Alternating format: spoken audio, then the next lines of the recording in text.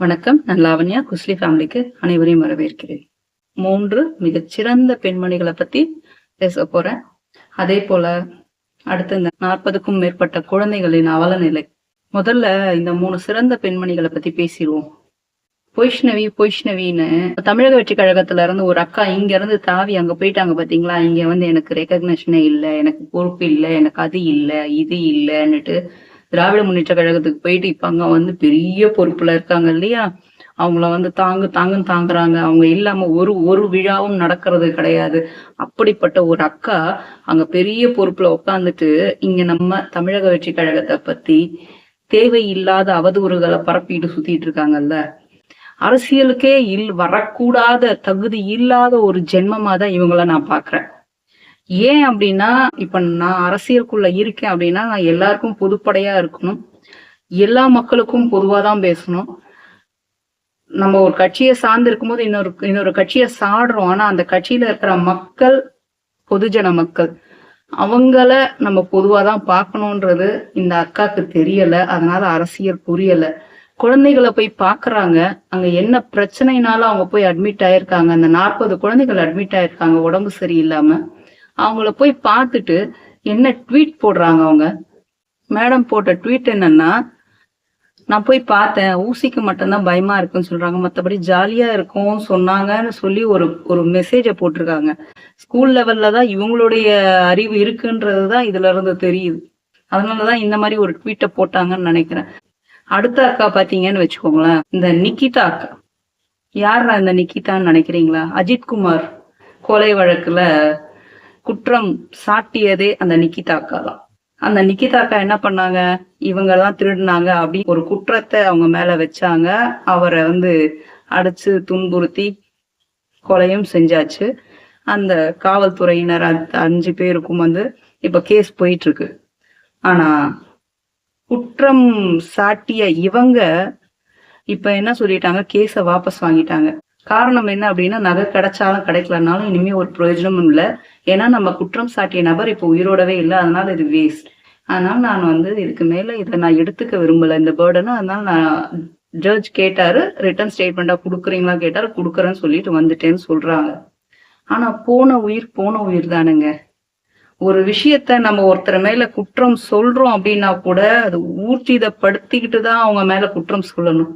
சர்வசாதாரணமா ஒருத்தர் மேல குற்றம் சாட்டிட்டாங்க. ஆனா இதுக்கு பின்னாடி பல விஷயங்கள் இருக்கு. வெறும் நகைக்காக மட்டும் இது செய்யப்பட்டது இல்ல. இதுக்கு பின்னாடி வந்து இன்னும் பல விஷயங்கள் இருக்கு. அரசு அதிகாரிகள்லாம் இன்வால்வ் ஆயிருக்காங்க அப்படின்லாம் செவி வழி செய்திகள் வந்துகிட்டு இருக்கு. அது எந்த அளவுக்குன்றது இப்போ இருக்கிற தமிழக அரசு கண்டிப்பா இன்வெஸ்டிகேட் பண்ண போறது கிடையாது. அடுத்தது இந்த ரஞ்சனா நாச்சியார். இவங்க ஏன் பிஜேபியில இருந்தாங்க, ஏன் பிஜேபியில இருந்து டிவிகேக்கு வந்தாங்க, இப்ப ஏன் டிவிகேல இருந்துகிட்டே டிவிகேல இருக்காங்களா, வெளியே போயிட்டாங்களான்னு தெரியல. ஆனா தலைவர் விஜய் அவர்கள் மேல குற்றச்சாட்டு வைக்கிறாங்க.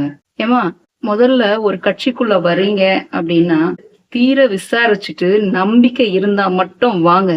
தயவு செய்து உள்ள வந்துட்டு நானும் சேர்றேன்னு தலைவர் பக்கத்துல நின்னுகிட்டு போட்டோ எடுத்துக்கிட்டு பிரபலப்படுத்திக்கிட்டு பெண்களுக்காக அப்படின்ற மாதிரி பேசிக்கிட்டு அவங்களுடைய மூதாதையார் வேலு நாச்சியார்னு சொல்லிக்கிட்டு கடைசியில அப்படி 1 மாசம் 2 மாசம் அப்படி எல்லா இடத்துலயுமே டிவிக்கே பத்தி பேசிட்டு நல்லபடியா பேசிட்டு டக்குன்னு இப்படி ஃபிளிப் ஆறீங்க பாத்தீங்களா. உங்களை மாதிரி ஸ்லீப்பர் செல்ஸ் உள்ள இருக்கிறதாலதான் இருக்கிற உண்மையான தொண்டர்களையுமே மக்கள் சந்தேகப்பட்டுருவாங்க உங்களை மாதிரி ஆளுங்க இருந்தா. இதுல பெண்களுக்காக பேசுறேன் அப்படின்னு சொல்லி ஒரு வார்த்தையை மென்ஷன் பண்ணி தலைவரோட ஒரு பர்சனல் விஷயத்த பத்தி எடுத்து பேசுறாங்க. இந்த அம்மாக்கு இப்ப நடந்த சமீப கால பெண்கள் மேல அட்டூழியம் இதை பத்தி பேச வாய் வரல. ஆனா தமிழக வெற்றி கழக தலைவர் விஜய் அவர்கள் மேல மட்டும் அவங்க பர்சனல் லைஃப வச்சு கேள்வி கேட்கறதுக்கு மட்டும் எங்க இருந்து வாய் வருதுன்னே தெரியல. இவங்க என்ன நினைச்சிட்டு இருக்காங்க, இவங்க வந்துட்டு பெரிய ஆளுன்னு காட்டிட்டு ஊன்னுட்டு அங்கங்க வீடியோல பிரபலப்படுத்திக்கிட்டு சமூகத்துக்காக போராட வந்திருக்கேன், சமூக அக்கறைக்காக போராட வந்திருக்கேன், மாணவர்களுக்காக நான் போராடுவேன் அப்படி இப்படின்னு சவுண்டு விட்டுக்கிட்டு 2-3 வீடியோக்கள்ல பிரபலம் ஆயிட்டு கடைசியில பார்த்தா பெண்ணியத்துக்காக பேசுற இவங்களுடைய ஓல்டு வீடியோஸ் எல்லாம் போய் பாத்தீங்கன்னு வச்சுக்கோங்களேன், சிகரெட் அடிக்கிற மாதிரி ஊதிக்கிட்டே அது டைலாக் சொல்ற மாதிரி சினிமா டைலாக் சொல்ற மாதிரி எல்லாம் இருக்கும். கீழே வந்து எல்லாம் போட்டிருப்பாங்க, டொபாக்கோ கில்ஸ் அப்படி எல்லாம் போட்டுதான் போடுவாங்க.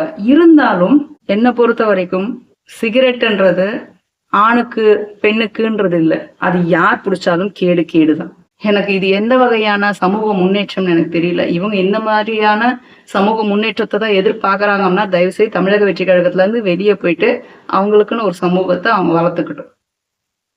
அடுத்து வருவோம் நம்ம 40 குழந்தைகளுடைய விஷயத்துக்கு. அந்த குழந்தைகள் சாப்பிடுற சாப்பாட்டுல இந்த மாதிரி ஒரு விஷயம் கலந்துருக்கு, இந்த மாதிரி இருக்குன்னா நாளைக்கு எந்த தைரியத்துல எந்த நம்பிக்கையில அரசு பள்ளியில படிக்கிற மாணவர்கள் போய் சாப்பாடை சாப்பிடுவாங்க? கொஞ்சமாவது ஏதாவது இருந்தா தானே. மினிஸ்டர் அன்பில் மகேஷ் அவர்களை நேத்துதான் ஒரு வீடியோல மனசார பாராட்டினேன். அவர் மனசு தங்கங்க. இப்ப சொல்றேன், அவர் மனசு வைரம். அதான் சொல்றேனே, தன்னுடைய கட்சி சார்ந்த தன்னுடைய கட்சி பணிகளை தாண்டி அவர் அடுத்த கட்சிகளுக்காக வேலை செய்யறதுதான் ரொம்ப ஜாஸ்தி. அதனாலதான் சொல்றது, அவர் மனசு இப்போ வைரம் ஆயிடுச்சு. தங்கத்துல இருந்து ப்ரொமோட் ஆயிட்டாரு வைரமாக. இப்ப வரைக்கும் அந்த பிள்ளைகளை போய் பார்க்கல.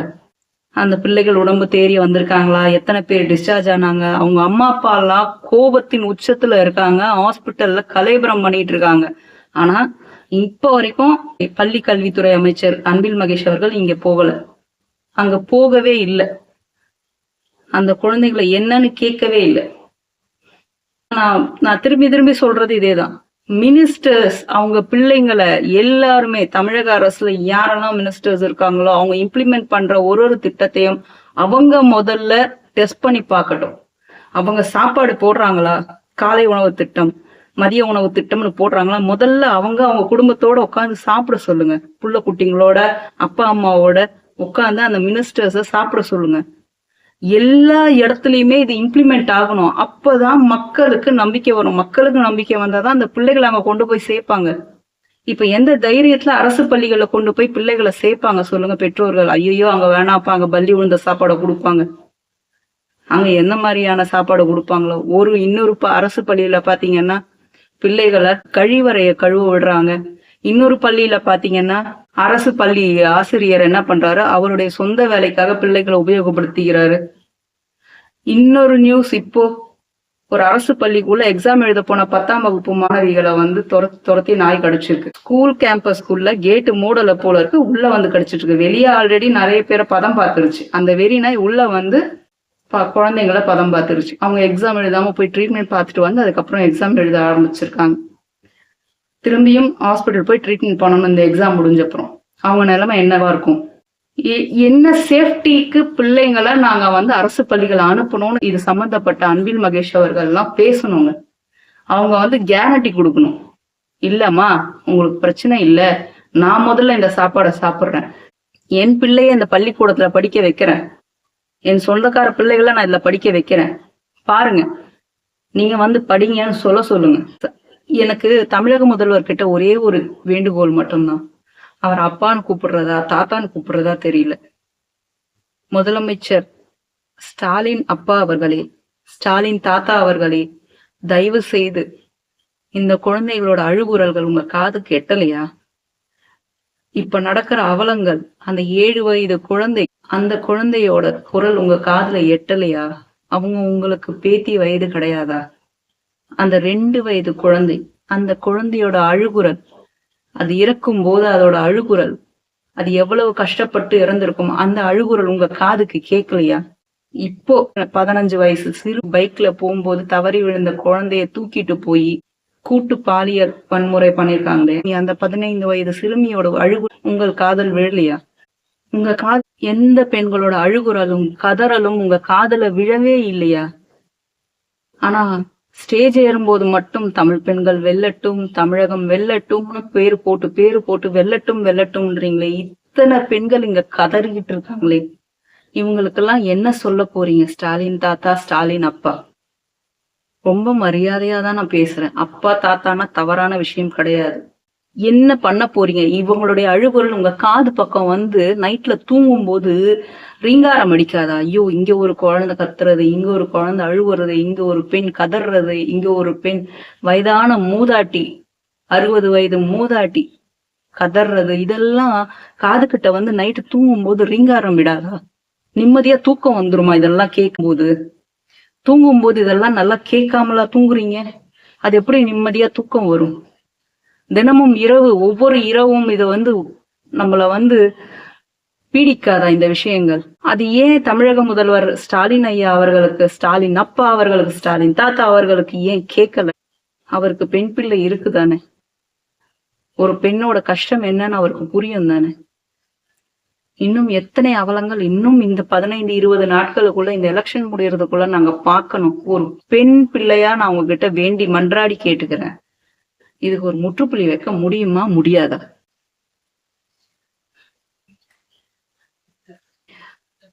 இன்னும் 20-30 நாளைக்கு இதுதான் நம்ம தலையெழுத்து. மேலும் பேசுவோம். நன்றி, வணக்கம்.